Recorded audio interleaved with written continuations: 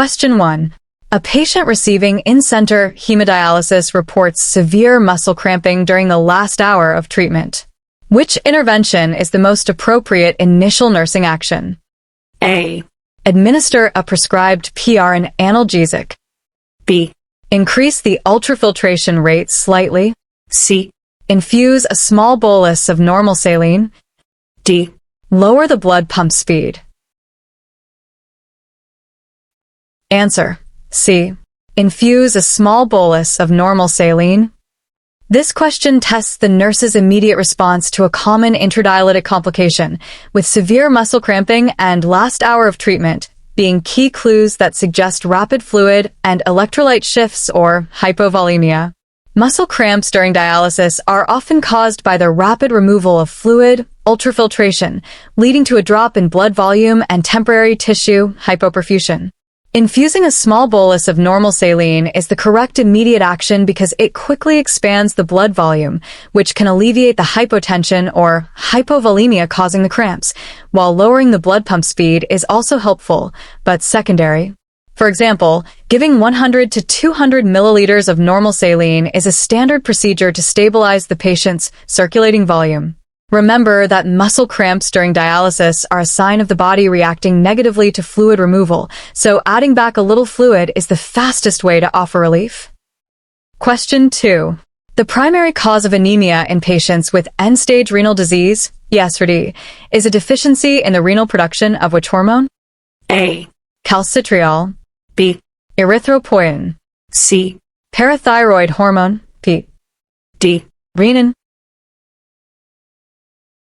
Answer: B. Erythropoietin. This question addresses the pathophysiology of anemia in chronic kidney disease (CKD), and the key is recognizing that anemia and renal production point directly to the specific hormone made by the kidneys that regulates red blood cell production. Erythropoietin is a hormone normally produced by the kidneys in response to tissue hypoxia, and it stimulates the bone marrow to produce red blood cells. In ESRD, the damaged kidneys lose the ability to produce adequate amounts of this hormone, leading to a deficiency that results in normocytic, normochromic anemia. For instance, without adequate erythropoietin, the body cannot compensate for the normal turnover of red blood cells, causing a persistent, low red blood cell count. Remember that the failing kidney can't make enough erythropoietin, which is why dialysis patients often receive erythropoiesis-stimulating agents, ESAs, as a medication. Question 3. What is the standard minimal acceptable single pool KT/V for a patient receiving 3 times weekly hemodialysis? A. 0.8. B. 1.0. C. 1.2. D. 1.4. Answer: C. 1.2. This question tests the nurse's knowledge of essential hemodialysis adequacy standards, and the core concept is knowing the target minimum dose for KT/V, which measures dialysis effectiveness. The single pool KT/V, where K equals dialyzer clearance, T equals time, and V equals volume of urea distribution, is the most common method to quantify the dose of hemodialysis received, and the generally accepted minimum target for adequacy in 3 times weekly treatment is a single pool KT/V of 1.2. Achieving a KT/V of 1.2 or higher correlates with better patient outcomes and lower mortality rates in the ESRD population.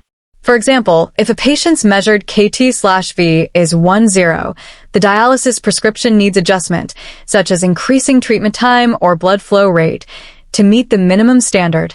Always aim for a KT/V of 1.2 or greater as the required benchmark for sufficient dialysis. Question 4. Which of the following conditions is a primary contraindication for performing a kidney transplant? A. Age over 65 years. B.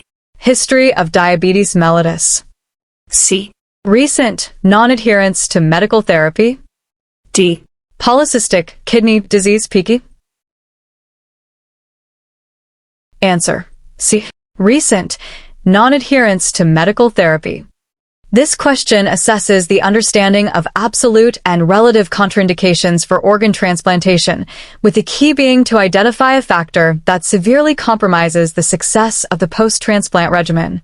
Recent, significant non-adherence to medical therapy, such as not consistently taking dialysis medications, is considered a primary or absolute contraindication because the patient is unlikely to comply with a lifelong, critical immunosuppressive drug regimen required to prevent organ rejection. While age, diabetes, and PKD may affect the decision, they are typically not absolute contraindications. For instance, a patient with poor compliance might stop taking anti-rejection medications, leading to immediate organ failure. Remember that patient compliance and adherence are crucial prerequisites for transplant candidacy because the post-transplant drug regimen is essential for graft survival. Question 5.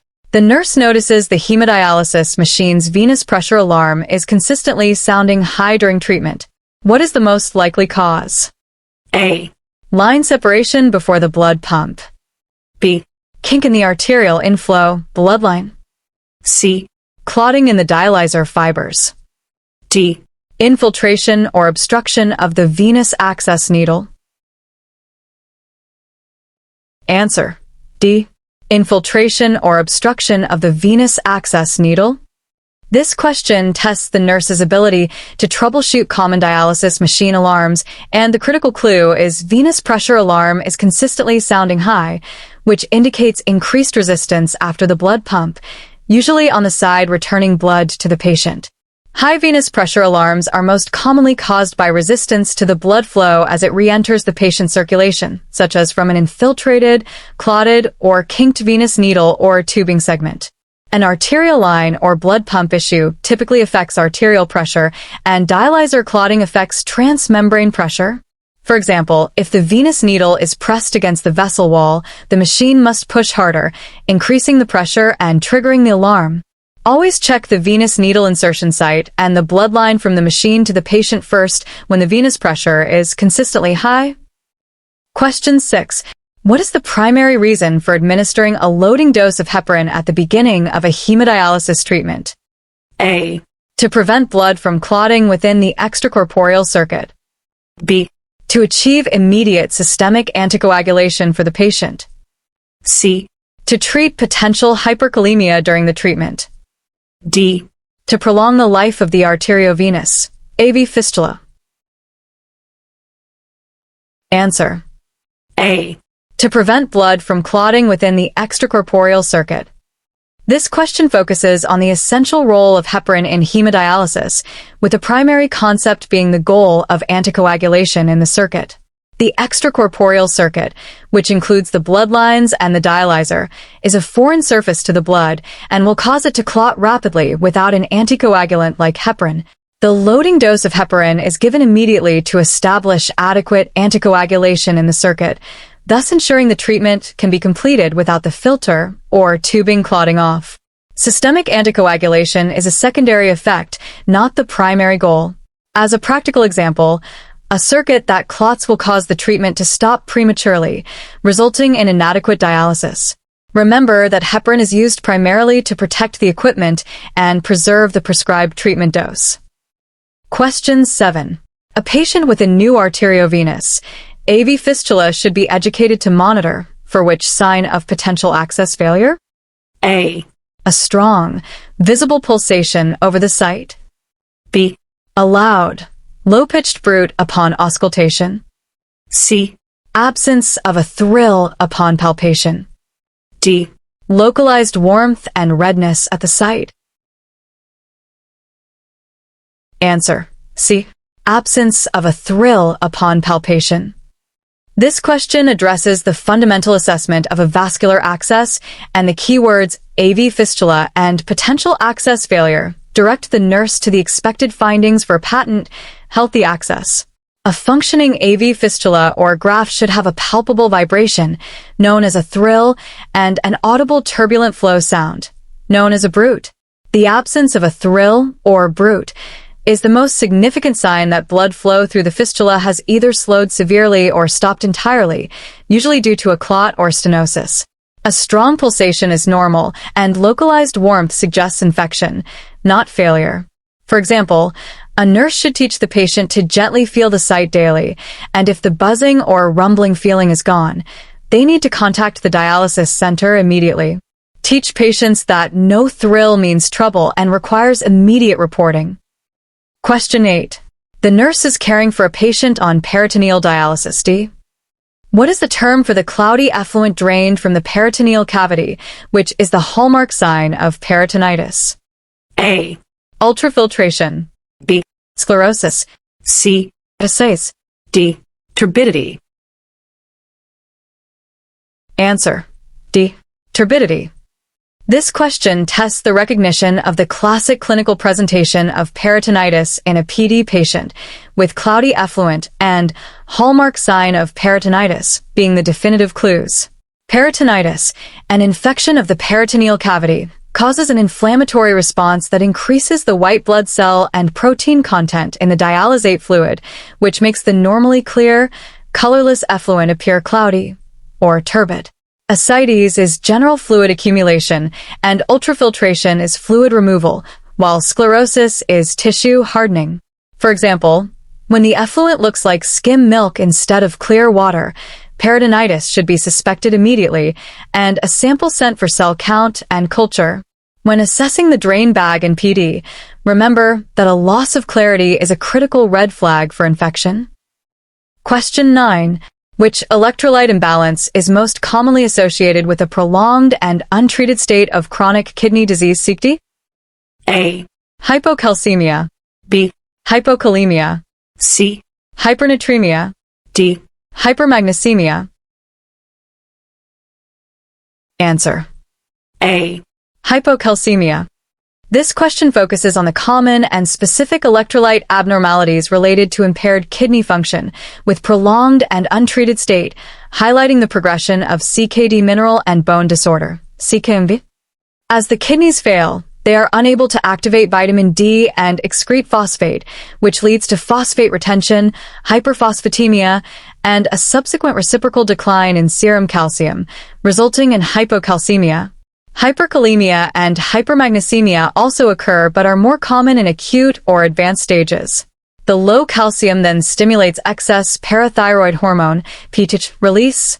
Remember that failing kidneys cannot activate vitamin D, which means calcium cannot be absorbed properly, leading to low serum calcium levels. Question 10. A patient's dry weight has been assessed and needs to be lowered.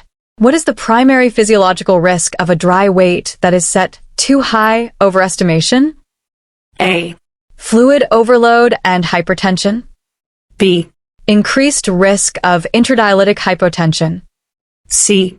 Development of pulmonary edema. D. Excessive muscle cramping and nausea. Answer. A. Fluid overload and hypertension. This question requires the nurse to understand the clinical consequences of an inaccurate dry weight determination, with dry weight set too high, overestimation, being the key phrase.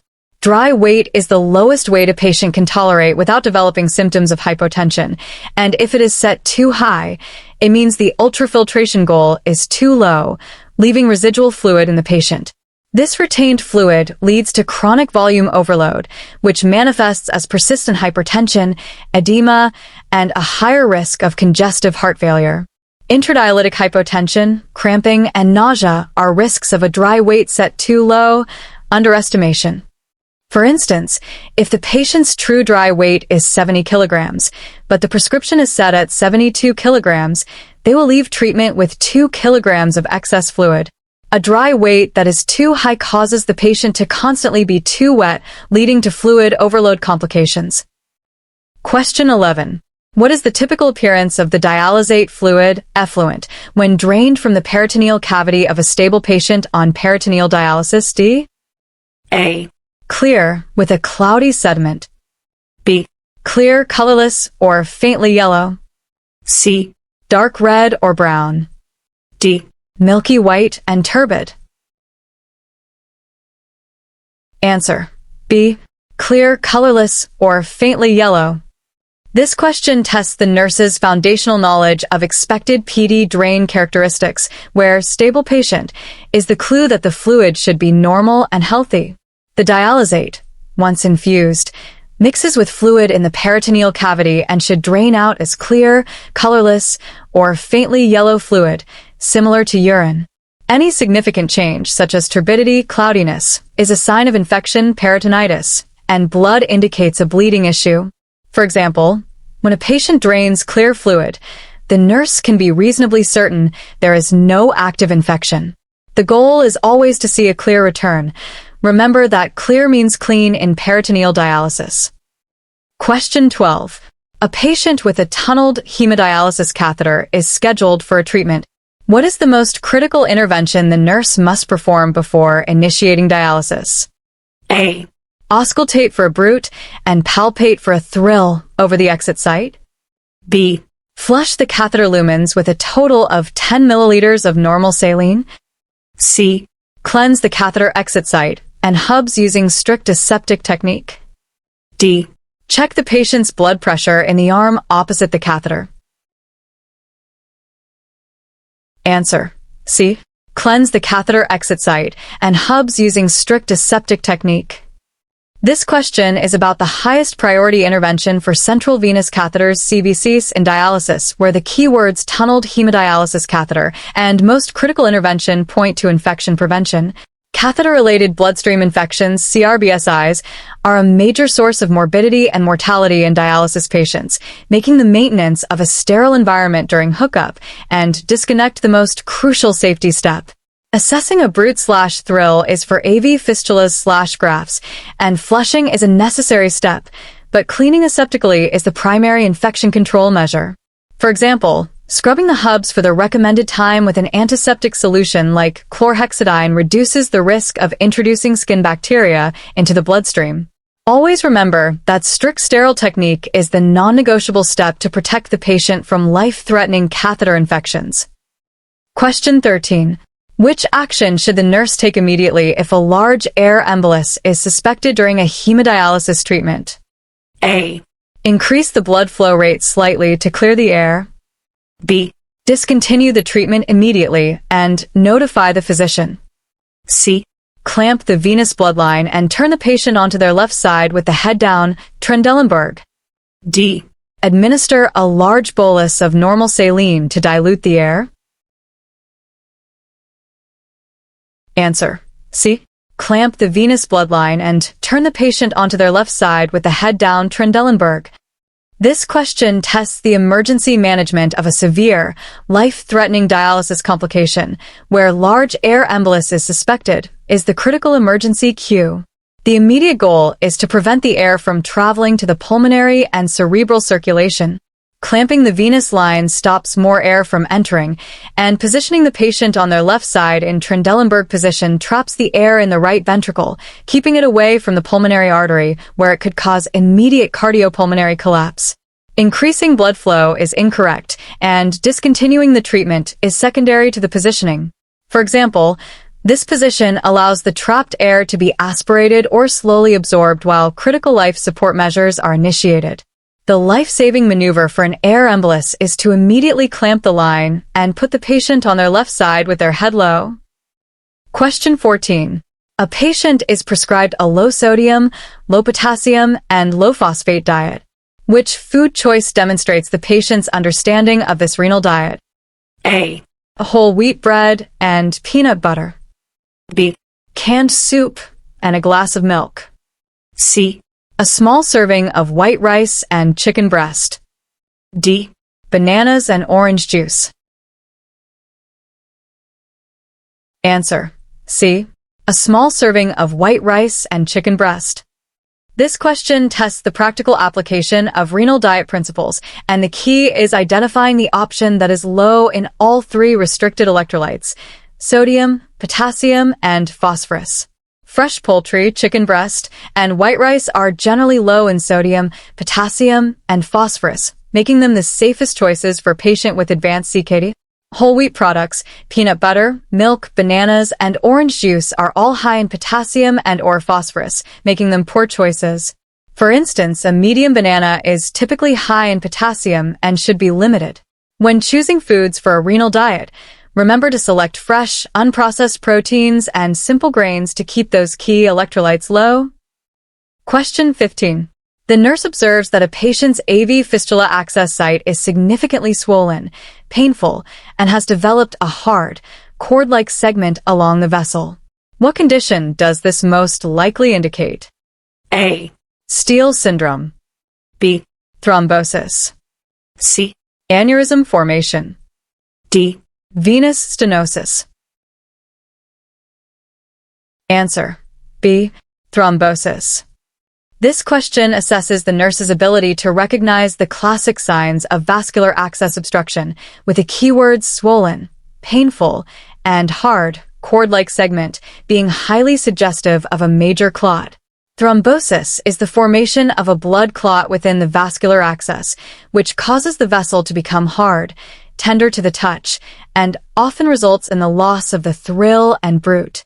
Steele syndrome involves distal ischemia, not swelling, and an aneurysm is a ballooning of the vessel, not a hard cord. Recognizing these signs is crucial because a thrombosed access must be addressed immediately to save it. For example, the loss of the thrill and the presence of a hard area confirms that the flow has stopped and a clot is formed. A hard, painful, and swollen access that lacks a thrill is the classic presentation of a life-threatening access clot. Question 16. What is the primary function of the semi-permeable membrane dialyzer in hemodialysis? A. To remove waste products and excess fluid from the blood. B. To actively pump blood from the patient to the machine. C. To monitor the patient's blood pressure and heart rate. D. To replace the kidney's endocrine functions, such as calcitriol production. Answer: A. To remove waste products and excess fluid from the blood. This question tests the most fundamental principle of hemodialysis and the function of its core component, the dialyzer, also known as the artificial kidney. The semi-permeable membrane of the dialyzer separates the blood and the dialysate, allowing waste products like URA and excess fluid to be removed from the blood via diffusion and ultrafiltration, respectively. Pumping blood is the role of the blood pump, and monitoring is the role of the machine sensors. For instance, the membrane acts like a coffee filter, letting the small particles and water out but keeping the blood cells and large proteins in. The dialyzer's single purpose is to clean the blood and remove excess fluid, replacing the primary excretory functions of the natural kidney. Question 17. The nurse is assessing a patient for signs of volume depletion, hypovolemia A prior to dialysis. Which finding would best indicate the patient has met their prescribed dry weight and has not been gaining excess fluid? A. Ankle edema is present, but bilateral. B. Jugular venous pressure, JVP, is flat when sitting. C. Predialysis blood pressure is 150/90 mmHg. D. Lung sounds reveal bilateral crackles. Answer: B. Jugular venous pressure, JVP, is flat when sitting. This question assesses the physical signs of euvolemia, proper fluid balance, and the key is identifying the sign that specifically indicates a normal circulating volume, not overload. A flat JVP when the patient is sitting or raised no higher than 3 centimeters when lying down indicates that the volume in the major veins is not excessively high, suggesting the circulating blood volume is appropriate and the patient is not overloaded. Edema, high blood pressure, and lung crackles, pulmonary edema, are all signs of fluid overload, meaning the patient is above their dry weight. For example, a nurse should always check the JVP as an easy, non-invasive way to check for fluid status. When assessing for fluid balance, remember that a high JVP means the patient is probably too wet, volume overloaded. Question 18. What is the single most effective way for a dialysis nurse to prevent the transmission of infectious diseases, such as hepatitis B and C, in the dialysis unit? A. Consistent use of personal protective equipment, PPE, only. B. Strictly enforcing proper machine disinfection protocols. C. Routine vaccination of all patients and staff for hepatitis B. D. Scrupulous adherence to proper hand hygiene.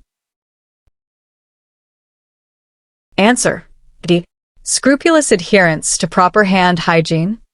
This question asks for the most effective universal method of infection control, where single most effective way is the definitive clue for prioritizing safety practices.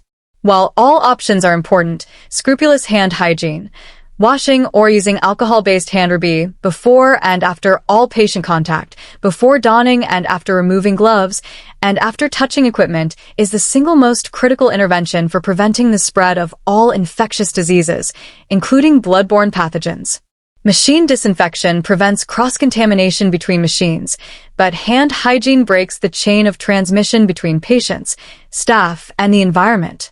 Think of hand hygiene as the foundational safety step that must be done before everything else. Always remember that good hand hygiene is the most powerful tool a nurse has to keep patients safe from infection. Question 19. A patient's blood pressure drops significantly mid-treatment. Intradialytic hypotension? The initial action of the nurse should be to A. Increase the dialysate temperature. B. Stop the ultrafiltration UF rate. C. Administer a high-dose antihypertensive. D. Place the patient in the reverse Trendelenburg position. Answer. B. Stop the ultrafiltration UF rate. This question tests the immediate intervention for the most common dialysis complication, with blood pressure drops significantly being the critical emergency clue. Intradialytic hypotension is often caused by the removal of fluid, ultrafiltration, too quickly, leading to an immediate drop in circulating blood volume. The initial and most direct action to correct this is to stop or drastically reduce the ultrafiltration rate to prevent further fluid removal, which, when combined with a saline bolus, allows the patient's blood pressure to stabilize. Increasing dialysate temperature can worsen hypotension, and antihypertensives are not appropriate. When a patient's blood pressure crashes, the first life support action is to immediately stop taking off fluid. Question 20. Which vascular access type has the lowest risk of infection and thrombosis, making it the preferred permanent access for hemodialysis? A. Tunneled cuffed catheter, TC. B. Non-tunneled temporary catheter. C. Arteriovenous, AV. Graft. D. Arteriovenous, AV. Fistula. Answer. D. Arteriovenous, AV. Fistula. This question assesses the nurse's knowledge of the Kidney Disease Outcomes Quality Initiative, DOQI, guidelines regarding vascular access preference. The AV fistula is the direct connection of an artery to a vein, using only the patient's native blood vessels, which provides the best long-term patency and the lowest rates of infection and thrombosis, clotting, compared to synthetic grafts or catheters. Catheters have the highest risk of infection. For example, using a fistula avoids introducing any foreign material, which lowers the chance of bacteria colonization. The clear takeaway is that a patient's own vessels, the AV fistula, are always the best and safest option for long-term dialysis access. Question 21. What is the primary method by which potassium is removed during a standard hemodialysis treatment? A. Convection. B. Diffusion. C. Adsorption. D. Osmosis. Answer. B. Diffusion. This question tests the core principle of solute removal in hemodialysis, and the key is identifying the mechanism responsible for removing small molecules like potassium. Diffusion is the movement of solutes, like potassium, urea, and creatinine from an area of higher concentration, the patient's blood, across the semi-permeable membrane to an area of lower concentration, the dialysate. Convection removes larger molecules and fluid solvent drag. For instance, the dialysate is intentionally mixed with a low or no potassium concentration, creating a gradient that pulls the patient's excess potassium out of the blood. Remember that small waste particles like potassium and urea are removed by the power of diffusion. Question 22. The most appropriate fluid to use for the initial treatment of severe hypoglycemia in a non-responsive dialysis patient is A. Dextrose 5% in water, D5W. B. Normal saline is 0.9%. C. Dextrose 50%, D50. for push. D. Lactated ringers, LR. Answer: C. Dextrose 50%, D50, for push. This question addresses the emergency management of a severe metabolic complication, with the keywords severe hypoglycemia and non-responsive indicating a critical need for rapid glucose administration.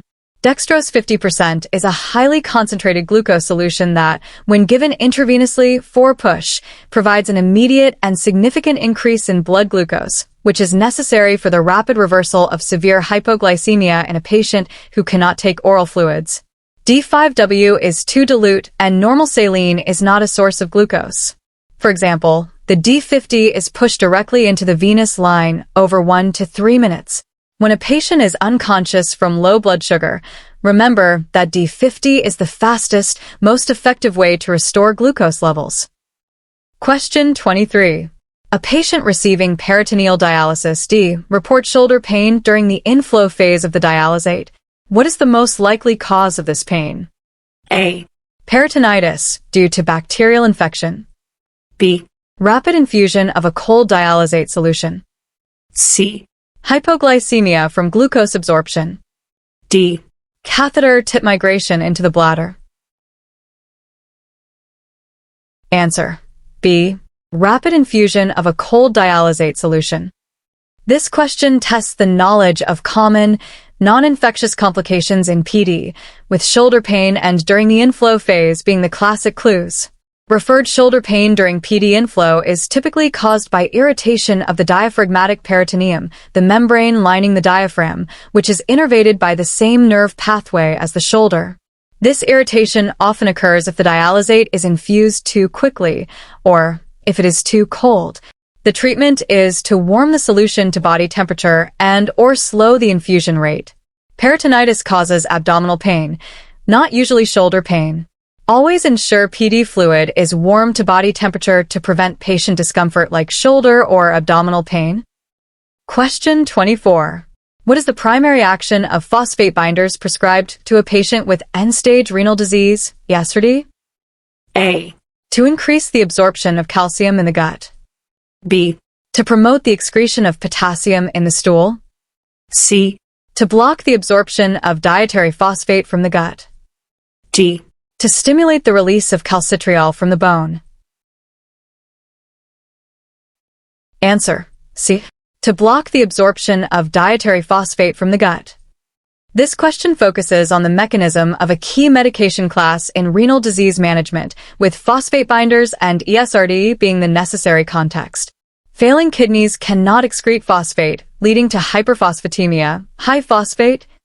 Phosphate binders work by chemically binding with the phosphate consumed in food within the gastrointestinal tract, forming an insoluble complex that is then excreted in the stool, thereby preventing its absorption into the bloodstream. They do not promote potassium excretion or directly increase calcium absorption. For example, the patient must take the binder, like sevelamer or calcium acetate, with meals to ensure it can bind the food phosphate. The main job of a phosphate binder is to grab phosphate from food before the body can absorb it. Question 25. Which assessment finding is the most reliable indicator of effective ultrafiltration fluid removal during a hemodialysis session? A. A decrease in the patient's blood urea nitrogen (BUN) level. B. A drop in the patient's mean arterial pressure (MAP). C. The weight loss achieved matches the calculated ultrafiltration goal. D. The dialysate fluid color changes from clear to yellow. Answer: C. The weight loss achieved matches the calculated ultrafiltration goal. This question distinguishes between different dialysis outcomes, where effective ultrafiltration is the specific concept being tested, fluid removal. Ultrafiltration is a mechanical process driven by pressure gradients and is quantified by the physical removal of fluid from the patient. The most reliable indicator of successful fluid removal is achieving the calculated ultrafiltration goal, which is measured by the difference between the patient's pre-dialysis weight and their post-dialysis weight. A BUN drop indicates effective solute removal, dialysis dose, and MAP can drop due to various reasons, including excessive ultrafiltration. For instance, if the goal was to remove 30 kg and the patient's post-treatment weight is 30 kg less than the pre-treatment weight, the ultrafiltration was effective. To assess fluid removal, the most reliable measurement is always the weight loss achieved. Question 26. A patient is prescribed cinacalcet, a calcimimetic. What is the primary purpose of this medication in a patient with ESRD? A. To increase serum calcium levels. B. To stimulate red blood cell production. C. To lower elevated parathyroid hormone PTH levels. D. To bind phosphorus in the gut. Answer: C. To lower elevated parathyroid hormone PTH levels. This question tests the nurse's knowledge of specialized medications for chronic kidney disease, mineral and bone disorder. C. Cinacalcet is a calcimimetic drug that mimics calcium and increases the sensitivity of the calcium-sensing receptors on the parathyroid gland, which tricks the body into thinking calcium levels are higher than they are, thereby lowering the release of parathyroid hormone, PT. Elevated PTH is a common and destructive complication of ESRD. It does not bind phosphorus, nor is it an ESA. For example, high PTH can cause bone disease, renal osteodystrophy, and cinacalcet helps to control this. The main goal of cinacalcet is to suppress the overactive parathyroid gland and reduce PTH levels. Question 27. The nurse is preparing to initiate a patient's hemodialysis treatment.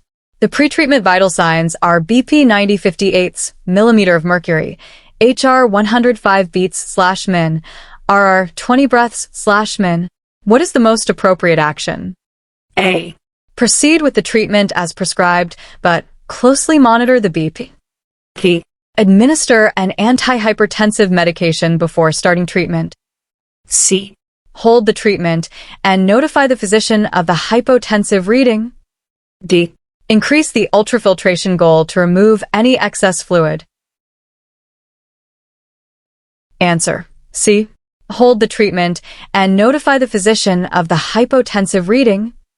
This question tests clinical judgment regarding when to safely initiate dialysis, with the keyword BP 90/58 mmHg, indicating significant pretreatment hypotension.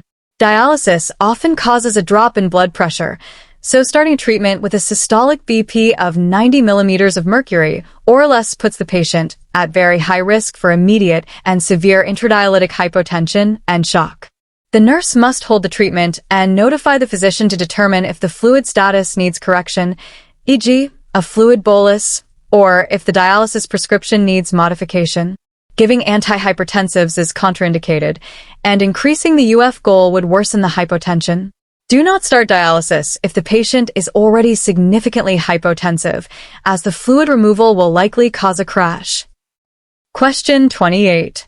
A patient on hemodialysis reports pruritus, severe itching. The nurse should anticipate that this symptom is often related to the buildup of which substance? A. Glucose. B. Uremic toxins, e.g., urea, creatinine. C. Sodium. D. Hemoglobin. Answer: B. Uremic toxins, e.g., urea, creatinine. This question focuses on a common dermatological symptom of kidney failure and its direct cause. Pruritus, or severe itching, is extremely common in patients with ESRD and is often referred to as uremic pruritus. While the exact cause is complex, it is strongly associated with the accumulation of uremic toxins and inflammatory mediators that are not adequately cleared by the failing kidneys or dialysis, leading to systemic skin irritation. High glucose causes polyuria, and sodium causes fluid retention.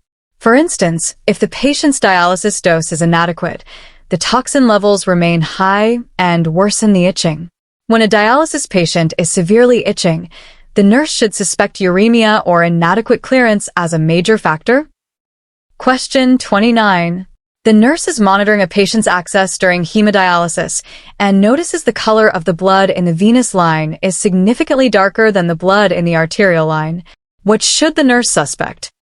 A. Access recirculation. B. Venous needle infiltration. C. Arterial steal syndrome. D. Dialyzer membrane rupture? Answer: A. Access recirculation. This question requires the nurse to interpret bloodline color as a sign of an access problem, with the difference in color between the arterial inflow and venous outflow lines being the key observation. The arterial line should contain the patient's deoxygenated blood, and the venous line contains freshly cleaned and reoxygenated blood returning to the patient. If the venous blood is darker, less reoxygenated, it suggests that blood returning from the venous needle is being immediately pulled back into the arterial needle, meaning the same blood is being cleaned repeatedly, recirculation, which lowers the effective dialysis dose. Venous infiltration would not cause a color change. When venous blood is darker than expected, remember that recirculation is likely occurring, reducing the effectiveness of the treatment. Question 30. Which parameter is the primary determinant for the initiation of continuous renal replacement therapy, CRRT, rather than intermittent hemodialysis? A. Patient weight over 100 kilograms. B. Need for aggressive, rapid fluid removal. C. Hemodynamic instability, e.g., severe hypotension. D. Age less than 18 years old. Answer: C. Hemodynamic instability, e.g., severe hypotension. This question tests the understanding of the clinical rationale for choosing CRRT, where initiation of CRRT points to the unique circumstances where this gentler modality is required. CRRT is a continuous, slow, and gentle form of dialysis used for critically ill patients in the ICU. It is preferred over intermittent hemodialysis when the patient is severely hypotensive, hemodynamically unstable, because CRRT allows for slow, continuous fluid and solute removal that minimizes large fluid shifts, thereby preventing further drops in blood pressure and cardiac distress. Intermittent hemodialysis causes rapid shifts and is often too harsh for unstable patients. For example, a septic patient with a low blood pressure who needs dialysis would likely be managed with CRRT. CRRT is the preferred choice for a patient who is too sick or hypotensive to tolerate the rapid fluid removal of standard dialysis. Question 31. What is the most common psychological challenge for patients initiating long-term hemodialysis therapy? A. Euphoria and a sense of relief. B. Fear of food restrictions and social isolation. C. Inability to participate in exercise. D. Immediate acceptance and compliance with the regimen. Answer: B. Fear of food restrictions and social isolation. This question assesses the nurse's awareness of the psychosocial impact of starting chronic dialysis. The transition to long-term dialysis involves a massive shift in life control, which includes strict fluid and diet restrictions and the rigid, time-consuming treatment schedule, usually 3 days a week for several hours. The lifestyle change and the severe dietary limitations often lead to anxiety, fear, and a sense of isolation from normal social activities like eating out with family and friends. While compliance is an issue, the fear of losing control over their diet and social life is a profound early challenge. Understanding the psychological toll of dietary changes and time commitment helps nurses provide better support.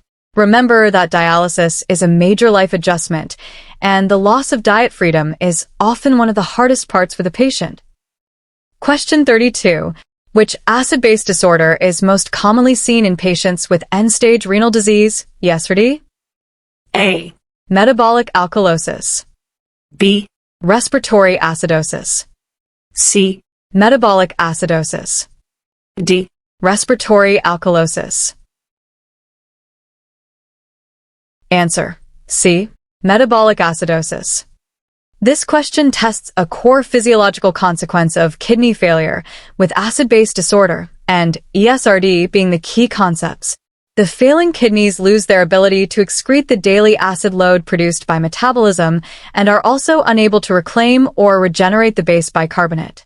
This retention of acid and loss of base leads to a state of chronic, high anion gap metabolic acidosis, which dialysis corrects by adding bicarbonate back into the blood via the dialysate. For example, A patient's predialysis serum bicarbonate level is often significantly low, indicating this acid retention. The universal acid-base problem in kidney failure is that the kidneys can no longer manage the body's acid, resulting in metabolic acidosis. Question 33. The nurse is assessing a patient with a history of recurrent intradialytic hypotension. To help stabilize the patient, the nurse should anticipate the physician ordering which dialysate modification? A. Increasing the dialysate sodium concentration. B. Decreasing the dialysate potassium concentration. C. Increasing the dialysate temperature. D. Using a lower blood flow rate. Answer. A. Increasing the dialysate sodium concentration. This question requires the nurse to understand how dialysate composition can be manipulated to address intradialytic complications. Intradialytic hypotension is often managed by attempting to stabilize the patient's circulating blood volume. Increasing the dialysate sodium concentration creates a higher osmotic gradient, which pulls fluid from the interstitial space back into the vascular space during treatment, helping to prevent the blood pressure from dropping. Decreasing the potassium is for hyperkalemia, and increasing the temperature often worsens hypotension. For instance, using a sodium modeling or a slightly higher constant sodium setting helps the patient tolerate the rapid fluid removal. When blood pressure drops frequently, remember that increasing the sodium level in the dialysate helps the body hold onto fluid in the vessels. Question 34. What is the primary purpose of routinely performing a recirculation study on an arteriovenous AV access? A.